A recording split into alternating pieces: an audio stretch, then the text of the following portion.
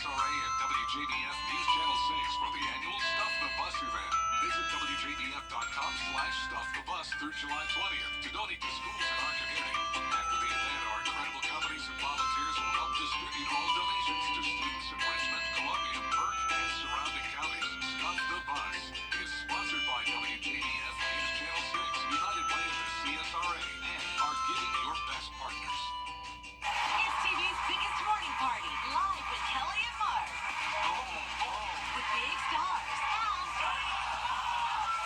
Are you rooting for me or against me? Weekday mornings at 9 on News Channel 6. Fly direct to Washington, D.C. from Augusta Regional Airport. The Live 5 for 6 Skyview Network, sponsored by Terry Lambert Hyundai. Another threat of severe weather today. I'll time out the latest impacts for you coming up in your 5 for 6 forecast.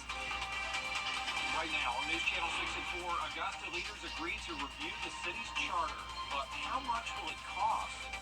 Also ahead, the proposal to lower property taxes in Columbia County. We'll have those details for you. And the future softball stadium at USC-Aiken. A look at what you can expect as your News at 4 starts now. Live from Television Park, this is WJBF News Channel 6 at 4.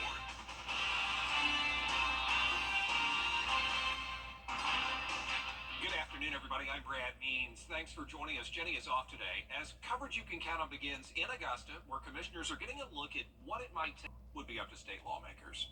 Questions in Columbia County about changes to the millage rate. How is that going to impact your property taxes? Graham Lee joining us now with the story.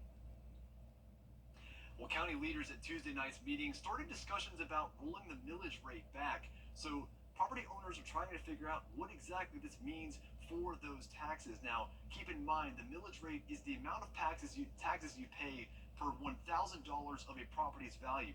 The county uses 3 millage rates, including a maintenance and operation rate, debt service rate, along with a millage rate that is dedicated to the fire department. County officials say they're considering lowering the overall rate because the county continues to grow, and they're doing what they can to help owners combat sky-high property values. We live in a community in Columbia County where quality of life is good and property values are going up. So the commissioners have to do what they can to combat those values going up by lowering the millage rate, which again, we have done 8 out of the last 9 years. So for people to think that Columbia County is raising taxes, that is actually a misconception. We are lowering taxes. Property values are going up, and that's what's affecting the tax bill. So discussions will continue over the next 2 weeks, with public hearings scheduled for July 23rd and August 6th. I'll dig into more of what this means for property owners coming up in the next hour. Back to you, Brad. We appreciate that, Graham Lee, tonight. Now it is time for our first look at the weather. Meteorologist Miller Hikes. The Aiken County Sheriff's Office sure could use your help to find 4 suspects in a shooting. We told you about this yesterday. 27-year-old James Wright shot and killed yesterday afternoon. Officers say they found him near the Talk Now Cellular Building on Edgefield Road in Belvedere. And take a look at this. These are images of the 4 suspects from video evidence that officers say they recovered. They say 3 of the suspects got out of that light-colored Infiniti SUV with guns. We'll keep you posted on that investigation. One man is dead and his son is in jail in Grovetown. 40-year-old Peter Copeland is charged with neglect to a disabled elderly adult. He was the primary caregiver for his parents. The suspect's dad, 74-year-old Herschel Copeland, found dead on the living room couch, apparently from natural causes. The officers at the scene described the inside of their home as uninhabitable. The wife of the victim reportedly has a medical issue. She has been removed from that home and is staying at a hotel. The Columbia County Sheriff's Office wants you to be careful online after a Grovetown woman was scammed out of $22,000.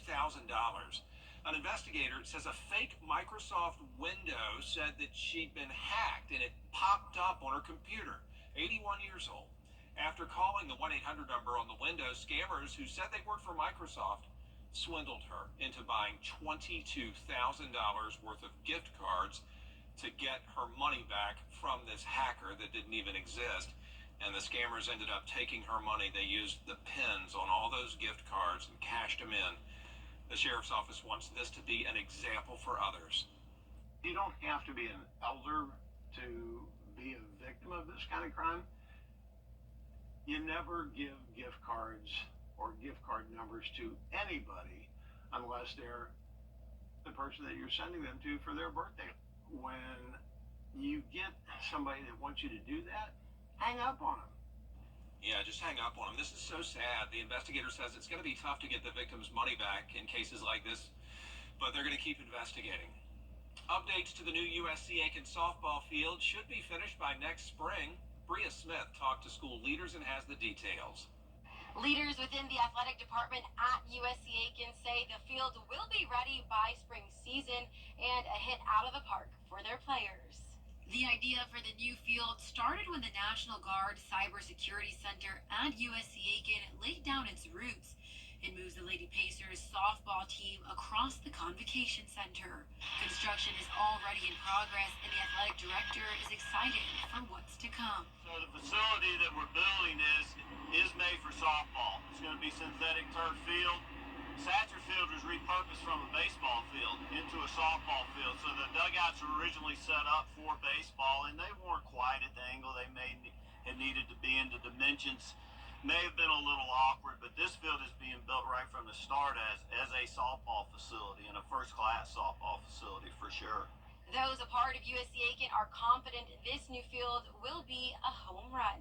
In Aiken, Bria Smith, WJBF, News Channel 6.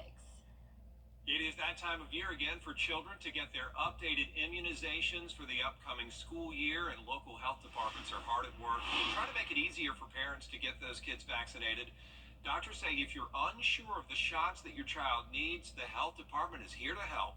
If you have your vaccines given in Georgia, we would have access to your vaccine record as well. If you have a student that's new to Georgia schools, regardless of the grade that they're going in, they are required to have screenings done, and we can do those screenings at the health department. They need a vision screening, a dental screening, a hearing screening, and also a nutrition screening before they can get enrolled into Georgia schools. And please do not wait until the last minute to get your child's vaccines. Departments are going to be really busy at back to school time. Georgia schools go back at the beginning of August. Some South Carolina schools start Monday. And educators say there are already concerns for this new school year. The lack of substitute teachers is a real problem in South Carolina, as Sophia Radeball reports. The hallways are empty now, but the countdown to the school year is on, and teachers are getting their classrooms ready. But there are concerns as the lack of substitute teachers is still growing. It's vital for us to have the subs. Jody Stallings, an 8th grade teacher at Moultrie Middle School, says not having substitutes creates a ripple effect throughout the school. What you don't want is, day after day, kids coming into a classroom where the kids have to be farmed out to other teachers, or somebody else has to come in and just sort of, babysit the class. One reason behind these challenges, high school teacher Patrick Kelly says behavioral issues from students. But it's really hard to walk into a classroom that's not your routine and your rules and try to keep learning, progressing while the ordinary teacher's out of the classroom. And also low pay. And then you layer on top of that it's not a terribly well compensated position. That really becomes a perfect storm of hard working conditions with uncompetitive pay that's going to make it hard to fill the position. But Stallings says it's a problem that can be addressed by being proactive. If you have a class and there are behavior issues in there, let's deal with those behavior issues before the sub gets in there. Let's not just leave them for the sub to have to deal with. And then, of course, doing everything that we can to raise the pay. It is a very difficult job. Teachers also say they think requirements for subs need to be strengthened to make sure that students get quality teaching when their regular instructor is out. Have you ever tried to digest all those nutrition facts on packaged foods? All those numbers and measurements can be overwhelming if you don't know what it all means. Coming up, with advice to help you out when you're at the store. Pattern change is shaping up with not only much needed rain, but also a much needed cool down. I'll have the forecast coming up.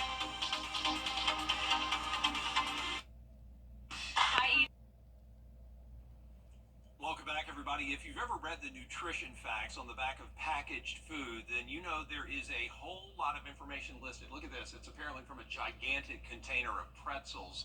It says there are 11 servings in this container. Well, how much is that? Oh, it's about 30 grams per serving.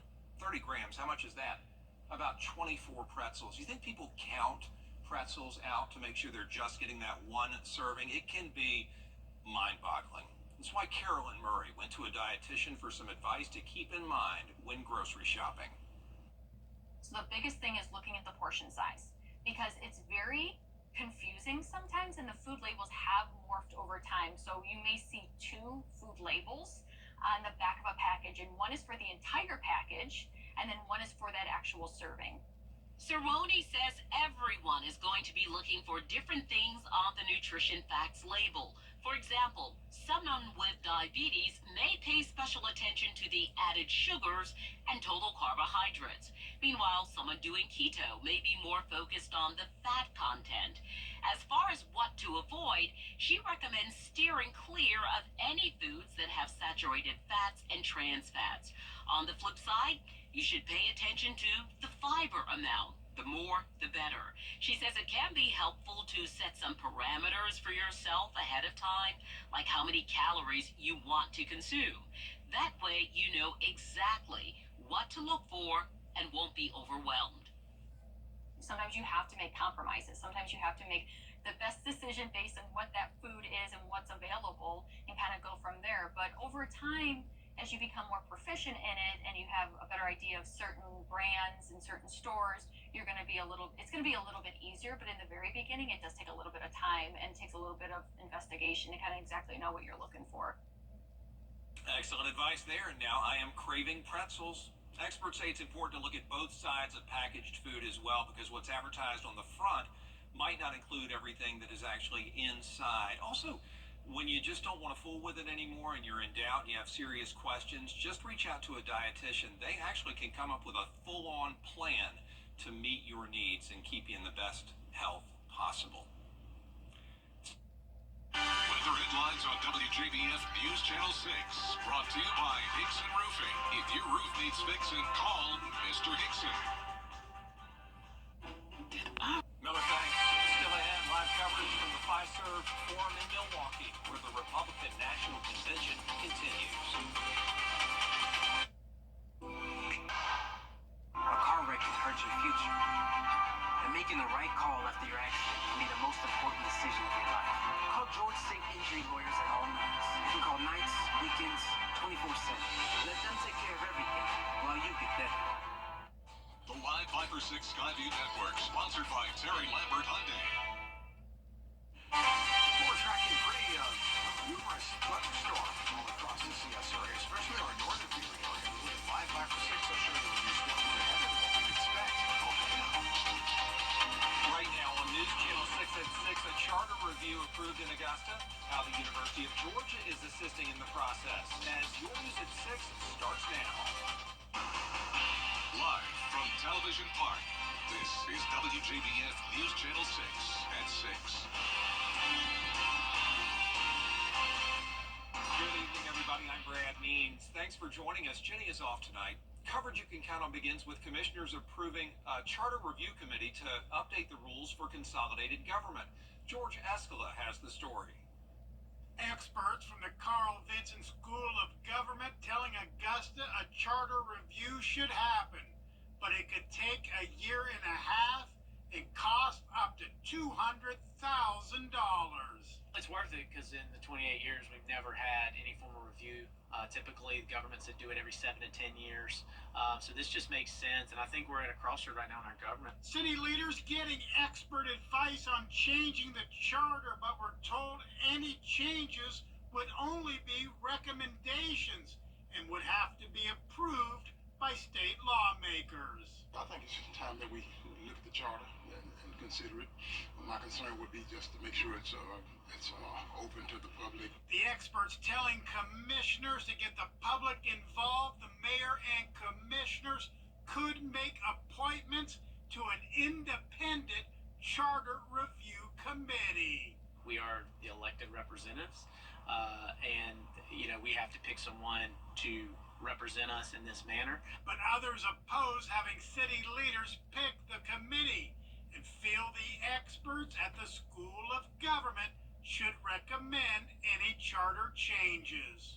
Any type of appointments by commissioners or the mayor would lead to this charter review being a political stunt, basically. Everything in life is political in some manner, and it's going to be political in some form. We need to draft this charter in a way that does not speak to anyone's personal political preferences, including my own. City leaders are in favor of reviewing the charter, but already there's disagreement on how to get it done. In Augusta, George Escala, WJBF, News Channel 6. It is time now for our first check of our weather, and for that, we want to check in with our chief meteorologist, Tim Miller. Brad, we're going to talk about this. Well, homeowners in Columbia County have questions about proposed changes to the millage rate, but leaders say, look, this could actually help them save money. Graham Lee, here now with the story. Well, Brad, county leaders at Tuesday night's meeting started discussions about rolling the millage rate back, and homeowners are trying to figure out what this means for their taxes. Now, keep in mind, the millage rate is the amount of taxes you pay per $1,000 of a property's value. The county uses 3 millage rates, including a maintenance and operation rate, a debt service rate, along with a millage rate that is dedicated to the fire department. County officials say they're considering lowering the overall rate because the county continues to grow, and they're doing what they can to help homeowners combat sky-high property values. We live in a community in Columbia County where quality of life is good and property values are going up. So the commissioners have to do what they can to combat those values going up by lowering the millage rate, which again, we have done 8 out of the last 9 years. So for people to think that Columbia County is raising taxes, that is actually a misconception. We are lowering taxes. Property values are going up, and that's what's affecting the tax bill. Discussions will continue over the next 2 weeks, with public hearings scheduled for July 23rd and August 6th. Back to you guys. Graham, thanks. One man is dead and his son is in jail in Grovetown. It happened yesterday just before 9 p.m. on Howell Street. Investigators say they found 74-year-old Herschel Copeland dead from natural causes, but they say he was covered in urine, feces, and insects. His wife also found in the house. She has limited mobility. They say conditions in that home were unlivable. And now, 40-year-old Peter Copeland is charged with neglect of an elderly adult. More charges are expected pending an autopsy. New details in the investigation into a deadly shooting in Aiken County. Investigators say they're looking for at least 4 suspects, and they say 3 of them got out of a light-colored Infiniti SUV armed with guns. This was all yesterday about 3 in the afternoon when 27-year-old James Wright was found shot near the Talk Now cellular building on Edgefield Road in Belvedere. He was shot at least once and died there. The Columbia County Sheriff's Office asking you to be careful when you're online. That's after a Grovetown woman got scammed out of $22,000. Apparently a fake Microsoft window that said she'd been hacked popped up on the 81-year-old woman's computer. Well, after calling the 1-800 number on that window, scammers who said they worked for Microsoft swindled her into buying $22,000 worth of gift cards to get her money back from the alleged hacker, which never existed. The scammers ended up taking her money by using the pins on those cards. The Sheriff's Office wants this to be an example for others. You don't have to be an elder to be a victim of this kind of crime. You never give gift cards or gift card numbers to anybody unless they're the person that you're sending them to for their birthday. When you get somebody that wants you to do that, hang up on them. Investigator Bonsack says it is difficult to get the victims' money back in cases like this, but they're continuing to investigate. Coming up, a new home for softball, USC Aiken. We'll have an update on their new stadium project. McCormick in Lincoln County, they're on the gun here for some big storms.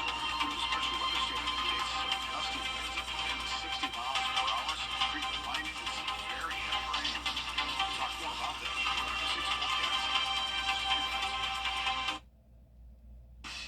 Clearance. Lazy boy. Long live the lazy.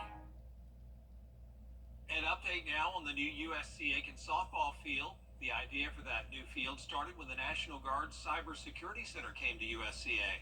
It moves the Lady Pacers softball team across from the Convocation Center. Construction is already in progress, and the athletic director is excited for what's to come. The facility that we're building is made for softball. It's going to be synthetic turf field. Satcher Field was repurposed from a baseball field into a softball field. So the dugouts were originally set up for baseball, and they weren't quite at the angle they needed to be, and the dimensions may have been a little awkward, but this field is being built right from the start as a softball facility, and a first-class softball facility for sure. Yeah, it's going to be nice. Construction set to be finished by September. Should be ready to be fully used by the spring season. Well, it is the summer season now, a season of much heat and rain. And much heat and rain, that's what happens every summertime, and this is no exception. 93 the high today. Turned out this morning 71, pretty much on average for